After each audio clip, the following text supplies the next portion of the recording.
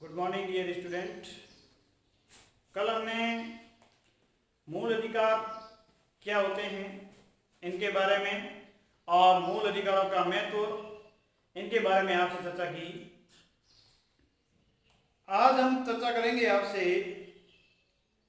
भारतीय संविधान के भाग 3 के अंदर जो मूल अधिकार दिए गए हैं वे मूल अधिकार कहां से कहां तक है, कौन कौन से अनुच्छेद में कौन कौन सी बात लिखी गई है।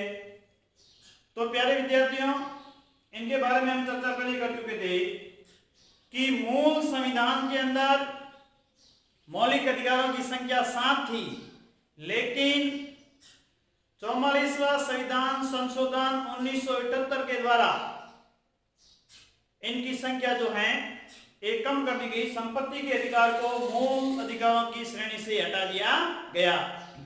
वर्तमान के अंदर मूल अधिकारों की संख्या 6 है और total article related about fundamental right 23 article. Total article कितने हैं जो मूल अधिकारों से संबंधित हैं? 23 अनुच्छेद हैं। 23 अनुच्छेद 12 से 30 और 31 से 35, क्योंकि 32 से 35, 31 जो है संपत्ति का अधिकार हटा दिया गया मूल अधिकारों की श्रेणी से। तो इस प्रकार से टोटल अनुच्छेदों की संख्या हुई 23। कितने अनुच्छेद हुए? 23 आर्टिकल हुए। ठीक है, तो ये कौन से भाग में है? भाग 3 संविधान के भाग 3 में है। और भाग 3 में आर्टिकल 12 से 30, फिर 31वां संपत्ति का मूल अधिकार था जिसे हटा दिया गया 44वें संविधान संशोधन द्वारा, फिर 32 से लगा करके 35 तक। तो इस प्रकार टोटल आर्टिकल की संख्या कितनी हो जाती है? 23 आर्टिकल इनसे संबंधित हो जाते हैं। भाग 3 का सबसे बड़ा अनुच्छेद जो है वो है आर्टिकल 19। आर्टिकल 19। अब हम सब मूल अधिकारों के बारे में चर्चा करेंगे, कौन से अनुच्छेद में क्या लिखा हुआ है। ठीक है, तो सबसे पहले चर्चा कर देते हैं विद्यार्थियों अनुच्छेद 12 से शुरू होता है। अनुच्छेद 12 के अंदर क्या है? राज्य की परिभाषा। राज्य की परिभाषा, डेफिनेशन ऑफ स्टेट। राज्य किसे कहा जाएगा? राज्य की परिभाषा का मतलब राज्य 5 तत्वों से बना, ये नहीं। यानी भारतीय संविधान में राज्य किसे माना जाएगा, किसे हम राज्य का दर्जा देंगे, कौन एक गवर्नमेंट की तरह काम करेंगे, केंद्र सरकार, राज्य सरकार या LIC, इस प्रकार से जो सहकारी समितियां, वो कौन कौन राज्य की परिभाषा के दायरे में आते हैं, कौन राज्य की परिभाषा से बाहर आते हैं, जिसके पास में सरकार की अथॉरिटी नहीं मानी जाती। तो और सरकारी संस्थान है, सरकारी संस्थान है, ये सभी विस्तृत परिभाषा जो है राज्य की परिभाषा, ये आर्टिकल 12 में दी गई है। क्योंकि मूल अधिकार कहां से शुरू होते हैं? 12 से शुरू होते हैं। आर्टिकल 12 शुरू होते हैं। फिर बात करते हैं अनुच्छेद 13। अनुच्छेद 13 जो है न्यायपालिका को प्रहरी बनाता है। आर्टिकल 13 न्यायपालिका को मूल अधिकारों का क्या बनाता है? प्रहरी बनाता है। कहीं न कहीं न्यायिक पुनरावलोकन की शक्ति के तत्व जो हैं आर्टिकल 13 में निहित है, क्योंकि हमारे संविधान के अंदर जुडिशरी रिव्यू का डायरेक्टली कहीं भी उल्लेख नहीं है। इसलिए आर्टिकल 13 में लिखा गया है कि वे विधियां जो मौलिक अधिकारों के भावना के प्रतिकूल हैं वे न्यायपालिका द्वारा शून्य घोषित की जा सकती हैं। वे विधियां न्यायपालिका के द्वारा शून्य घोषित की जा सकती है या शून्य घोषित होगी जो मूल अधिकारों का अतिक्रमण करती है। तो इस प्रकार से आर्टिकल 13 ने क्या बनाया है, न्यायपालिका को एक प्रहरी बना दिया है। वे विधियां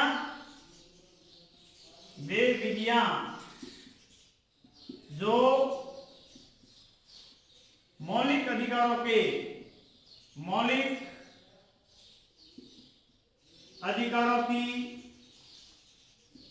भावना के वे विधियां जो मौलिक अधिकारों की भावना के अनुकूल नहीं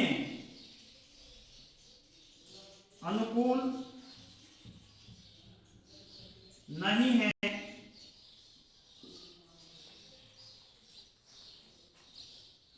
वे न्यायपालिका द्वारा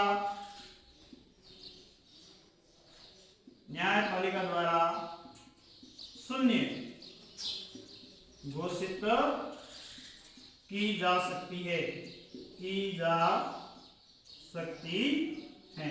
यह है आर्टिकल 13 के अंदर वे विधियां जो मौलिक अधिकारों की भावना के अनुकूल नहीं है, यानी मौलिक अधिकारों का जिसमें हनन होता है, वे विधियां शून्य घोषित होगी। ये भविष्य लक्ष्य है, भूत लक्ष्य नहीं है। पहले अंग्रेजों के काल में जो विधियां मौलिक अधिकारों के प्रतिकूल थी वो चल गई, लेकिन भविष्य में वे विधियां काम नहीं करेगी, वे शून्य घोषित होगी। ठीक है ना। तो इस प्रकार से आर्टिकल 13 जो है भविष्य लक्ष्य है और आर्टिकल 12 जो है राज्य की परिभाषा का उल्लेख आर्टिकल 12 के अंदर किया गया है। आर्टिकल 12, आर्टिकल 13, फिर आर्टिकल 14। तो आर्टिकल 14 से पहला हमारा जो है अधिकार शुरू होता है। नंबर 1, समता का अधिकार।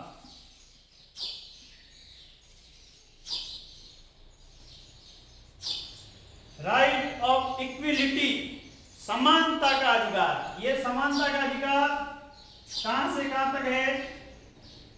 अनुच्छेद 14 से 18, अनुच्छेद 14 से लगा करके 18 तक जो है वो कौन सा अधिकार दे रखा है? समता का अधिकार दिया गया है। आर्टिकल 14 to 18, 14 से लगा करके 18 तक।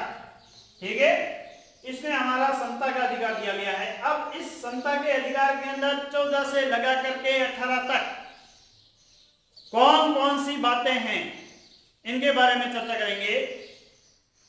सबसे पहले बात करेंगे विद्यार्थियों, विधि के समक्ष समानता या कानून के समक्ष समानता। कानून के समक्ष समानता ये है अनुच्छेद 14।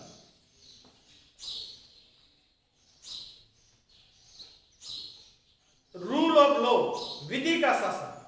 विधि का शासन जो हमने कहां से लिया है? ब्रिटेन से लिया है। किस देश से लिया है? ब्रिटेन से लिया है।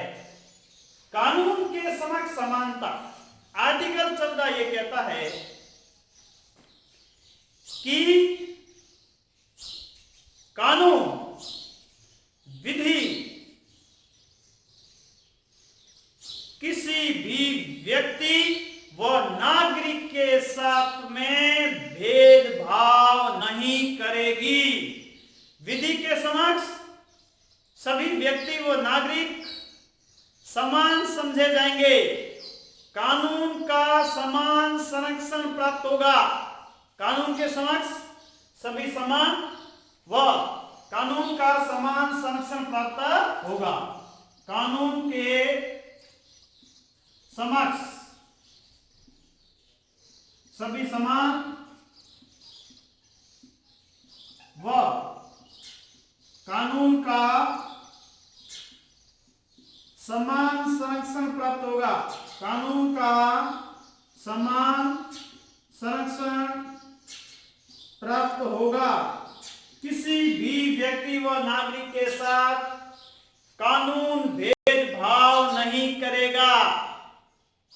कानूनी न्याय हमने पढ़ा जिसमें दो बातें थी कि जो शासन के द्वारा कानून बनाए जा रहे हैं वे न्याय संगत होने चाहिए तथा उन कानूनों को न्यायपूर्ण तरीके से लागू किया जाना चाहिए। ये दो बातें हमने जो है विद्यार्थियों पढ़ी थी कानूनी न्याय के अंतर्गत। तो कानून के समक्ष समानता की बात करें तो आर्टिकल 14 जो है कानून के समक्ष सभी समान और कानून का समान संरक्षण प्राप्त होगा जो आर्टिकल 14 कहता है। अब बात यह है कानून के समक्ष समानता से तात्पर्य विधि के समक्ष समानता है। विधि का शासन रूल ऑफ लॉ है जो हमने ब्रिटेन से लिया। इसमें एक तो विधि का शासन रूल ऑफ लॉ जो ब्रिटेन का है और ब्रिटेन से लिया हमने, एक है विधि द्वारा स्थापित प्रक्रिया। ये अलग अलग बातें हैं। विधि का शासन, विधि का शासन ये हमने लिया ब्रिटेन से। कानून द्वारा स्थापित प्रक्रिया, कानून द्वारा स्थापित प्रक्रिया या इसको हम कानून का शासन भी कह सकते हैं। कानून का शासन, कानून द्वारा स्थापित प्रक्रिया, ये कानून के द्वारा स्थापित प्रक्रिया का पालन किया जाएगा। ये हमने लिया जो है जापान से। एक है कानून की उचित प्रक्रिया, कानून की उचित प्रक्रिया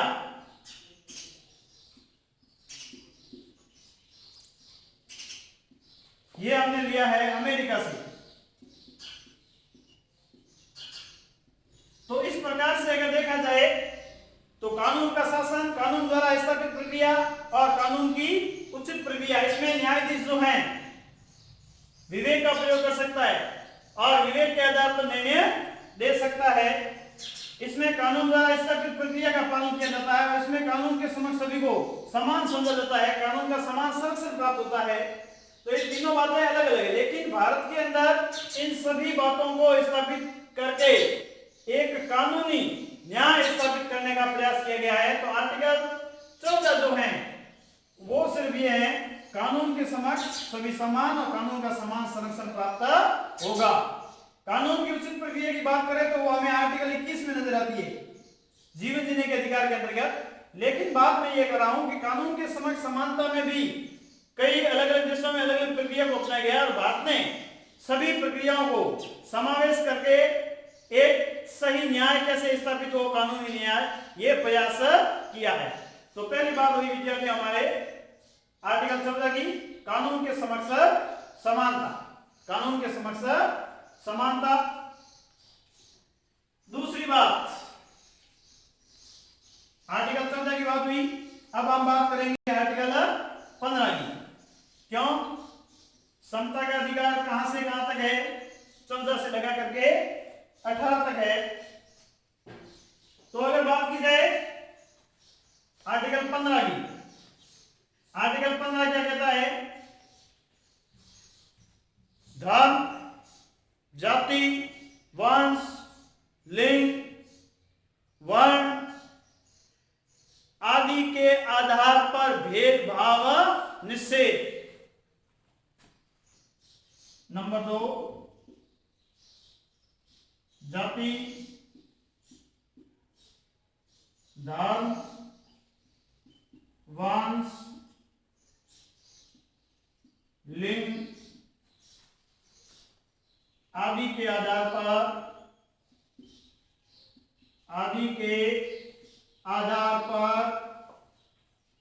भेदभाव निषेध, भेदभाव निषेध। जाति, धर्म, वंश, लिंग आदि के आधार पर भेदभाव निषेध, ये आर्टिकल 15 में, आर्टिकल 15 में है।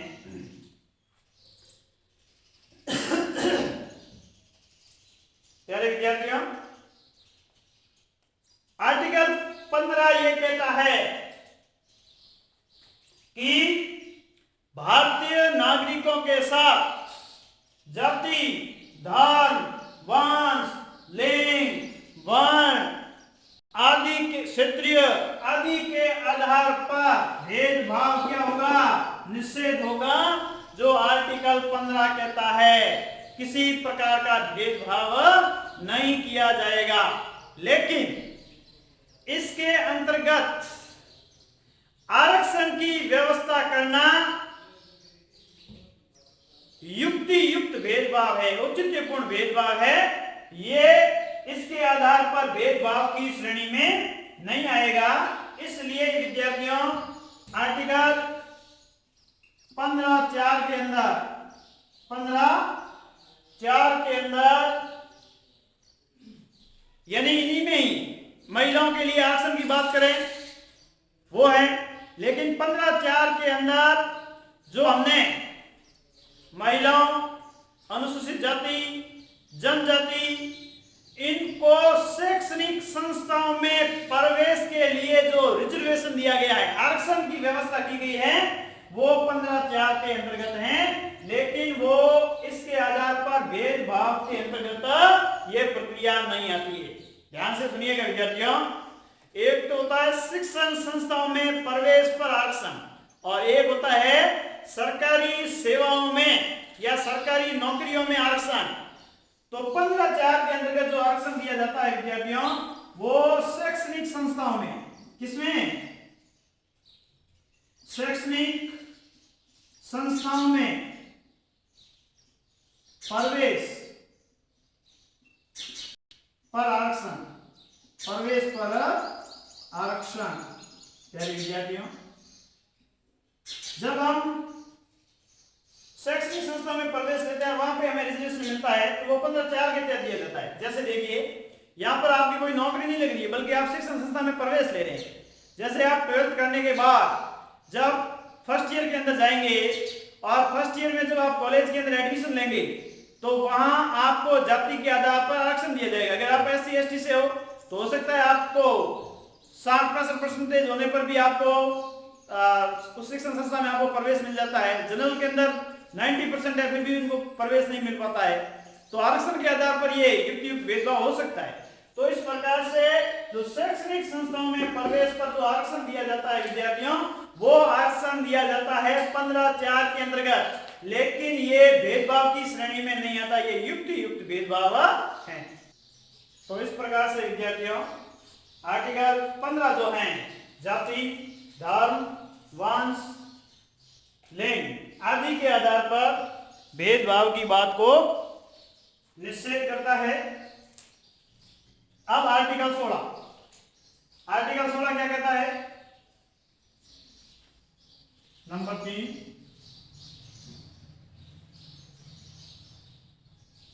आर्टिकल 16 अवसरों की समानता।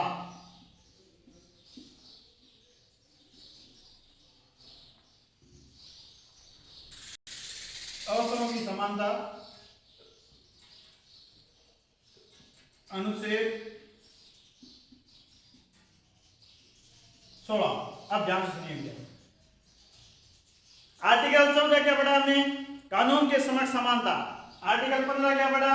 जाति, धर्म, वंश, लिंग आदि के आधार पर भेदभाव निषेध। और अब आर्टिकल 16 अवसरों की समानता, इक्विलिटी ऑफ अपॉर्चुनिटी। अवसर जो हैं वो सभी को समान प्रदान किए जाएंगे। अवसर देते समय किसी के साथ भेदभाव नहीं किया जाएगा। एक समता मूलक समाज के अंदर सभी को समान अवसर उपलब्ध करवाए जाएंगे। तो इस प्रकार से विद्यार्थियों अवसरों की समानता की बात करें, इक्विलिटी ऑफ अपॉर्चुनिटी की बात करें, अवसरों की समानता की बात करें, तो सभी को समान अवसर उपलब्ध करवाए जाएंगे। प्यारे विद्यार्थियों, अवसर जो हैं वो युक्ति युक्त इसमें भेदभाव हो सकता है। अगर कोई पिछड़े वर्ग से हैं जो सदियों से समाज में पिछड़ा हुआ है, अब उनको अगर समान अवसर दिए भी जाए तो जो आगे निकल चुके हैं वो तो हमेशा आगे ही रहेंगे। इसलिए जो आगे की पंक्ति में खड़े हैं, आरक्षण के माध्यम से इन पिछड़े वर्ग के लोगों को भी पहले इनके क्या लाया जाएगा, बराबर लाया जाएगा, और फिर जो है दौड़ शुरू की जाए।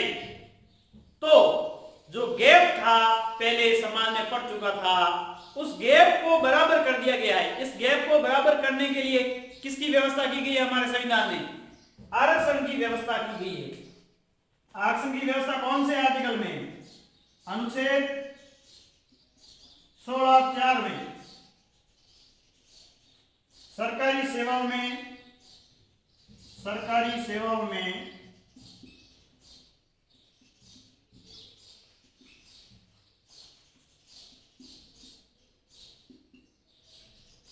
सेवाओं में या नौकरियों में आरक्षण। सरकारी सेवाओं में आरक्षण। सरकारी सेवाओं में अगर आरक्षण की बात करें विद्यार्थियों, जो दिया गया है वो किसके तहत दिया गया है? 16(4) के तहत दिया गया है। 16(4) के तहत जो है, अब ये सरकारी सेवाओं में आरक्षण इसलिए दिया गया है कि जो समाज में बहुत पिछड़े हुए हैं उनको पहले अग्रिम पंक्ति में खड़े लोगों के बराबर लाया जाए और फिर उन्हें समान अवसर उपलब्ध करवाए जाए, ताकि समाज में किसी एक वर्ग का प्रभुत्व नहीं रहे। इसलिए विद्यार्थियों 16(4) के अंदर सरकारी सेवाओं में आरक्षण की व्यवस्था की गई है, लेकिन ये अवसरों की समानता के प्रतिकूल नहीं है। ये युक्ति युक्त औचित्यपूर्ण भेदभाव है, जिससे समाज में हाशिए पर खड़े लोगों को अग्रिम पंक्ति में खड़े लोगों के बराबर लाकर के समान अवसर उपलब्ध करवाए जाएंगे। प्यारे विद्यार्थियों, समाजवादी राज्य में समतामूलक समाज के अंदर ये जरूरी है कि सभी को समान अवसर उपलब्ध करवाया जाए। तो सरकारी सेवाओं में आरक्षण की व्यवस्था की गई है विद्यार्थियों। हालांकि उदारवादी राज्य के अंदर आरक्षण की व्यवस्था संरक्षण, ये सरकार के द्वारा एक संरक्षण की नीति है, इनको गलत माना गया है। अमेरिका जैसे उदारवादी देशों के अंदर ऐसी व्यवस्था नहीं है। इसमें ये होता है कि योग्य जो है सर्वाइवल ऑफ द फिटेस्ट के सिद्धांत को माना जाता है। वहां या सर्वाइवल ऑफ द फिटेस्ट की थ्योरी काम नहीं आती। कई बार जो गैप हैं वो जनरल का और इस रिजर्वेशन का बहुत अधिक हो जाता है। ऐसे समय में कहीं कहीं ये मन में भाव पैदा होता है कि आज अवसरों की समानता जो है एक समतामूलक समाज के लिए इस उदारवादी समाज में आज गलत साबित हो रही है।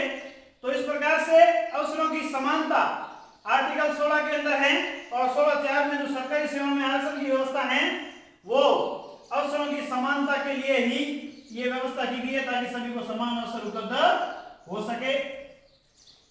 अब आर्टिकल 17 है अस्पृश्यता का अंत। अस्पृश्यता का अंत क्या होता है विद्यार्थियों? आर्टिकल 17 पे खतरा याद हो जाएगा आपको। अनटचेबिलिटी, अगर अनटचेबिलिटी आपने इस नीति को अपनाया तो आपको खतरा है। यानी अनटचेबिलिटी, समाज के अंदर जो पहले पिछड़े वर्ग के लोगों को छुआछूत की भावना थी और उनको अछूत माना जाता था, अपवित्र माना जाता था, उनको कोई स्पर्श नहीं करता था, तो इस प्रकार से अस्पृश्यता का आर्टिकल 17 के तहत क्या किया गया है? अंत कर दिया गया है। अस्पृश्यता का अंत या अस्पृश्यता निषेध सार्वजनिक स्थलों, भोजनालयों और सिनेमाघरों, पब्लिक प्रॉपर्टी की बात करें तो वहां पर जो है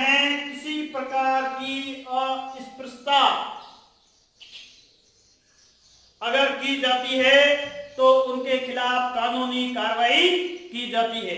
अस्पृश्यता निवारण अधिनियम, अस्पृश्यता निवारण अधिनियम, निवारण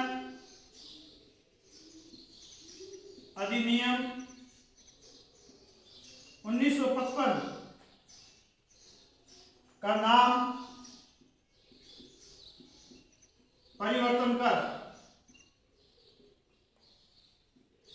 नागरिक अधिकार संरक्षण अधिनियम कर दिया गया। अस्पृश्यता निवारण अधिनियम का नाम क्या कर दिया गया? नागरिक अधिकार, नागरिक अधिकार संरक्षण अधिनियम, संरक्षण अधिनियम 1955, ताकि उन्हें बुरा नहीं लगे। अस्पृश्यता की जगह कर दिया कि नागरिकों के अधिकारों के लिए संरक्षण की व्यवस्था की गई है। तो अनटचेबिलिटी को अपराध माना गया है, लेकिन इनके बहाने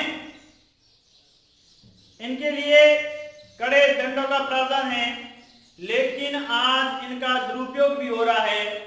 इसलिए ये आवश्यक है कि अस्पृश्यता का अंत संविधान में जो व्यवस्था की गई है वो सही है और पिछड़े वर्ग के लोगों के हितों का संरक्षण होना चाहिए, लेकिन सरकार को इस बात का भी ध्यान रखना चाहिए कि इसका कानूनी दुरुपयोग, राजनीतिक इस्तेमाल नहीं होना चाहिए, गलत इस्तेमाल नहीं होना चाहिए।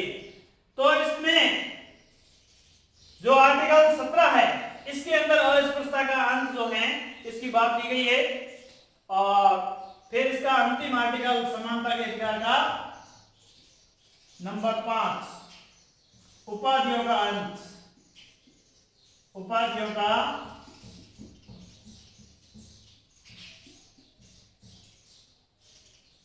अंत, अनुच्छेद 18। अब इसमें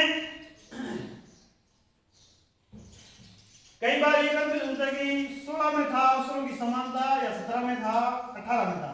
तो कहीं भी आपको याद करने में दिक्कत नहीं है, आप ओके बदल याद कीजिए कि अ और उ में से पहले कौन आएगा? अ पहले आएगा, तो अवसर या अस्पृश्यता वाला आर्टिकल पहले है और उपाधि सबसे लास्ट में। लेकिन अवसर की समानता पहले था या अस्पृश्यता का अंत पहले था? 16 में अस्पृश्यता था या अवसर था?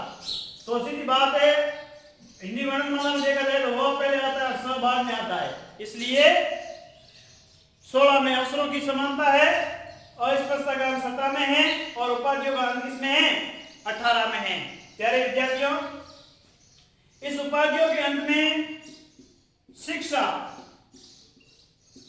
व सेना,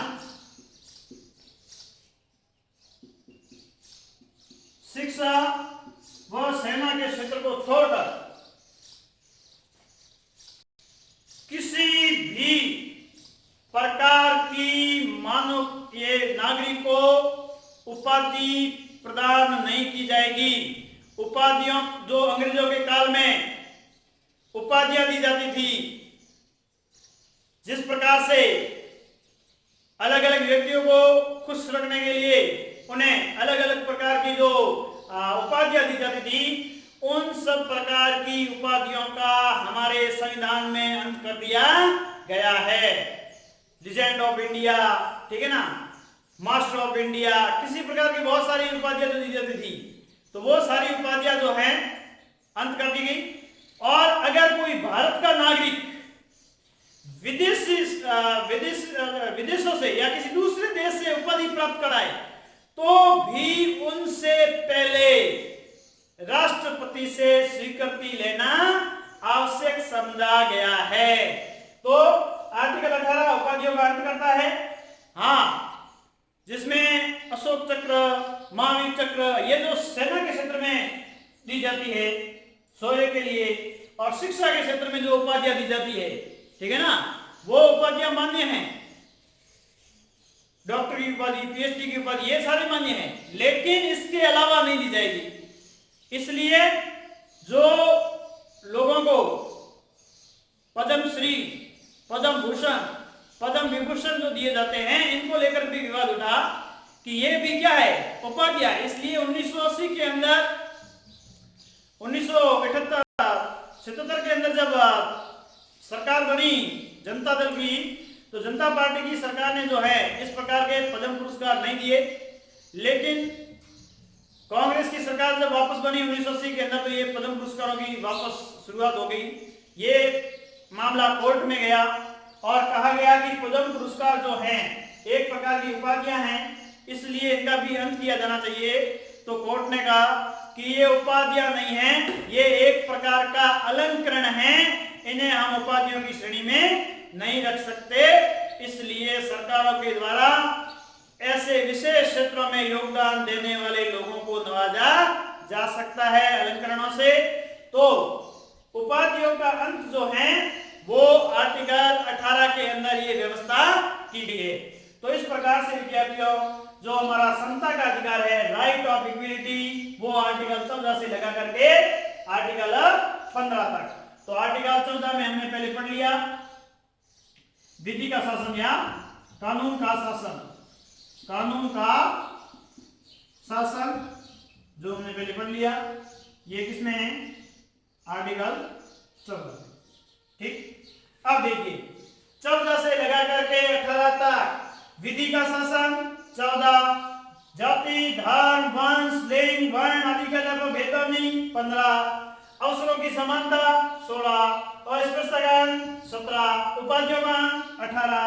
तो इस प्रकार से लगा करके 14 से लगा करके 18 तक जो हैं वो समता के अधिकार के तहत हैं। कानून का शासन, जाति, धर्म, वंश, लिंग, वर्ण आदि के आधार पर भेदभाव नहीं, अवसरों की समानता, अस्पृश्यता का अंत और उपाधियों का अंत।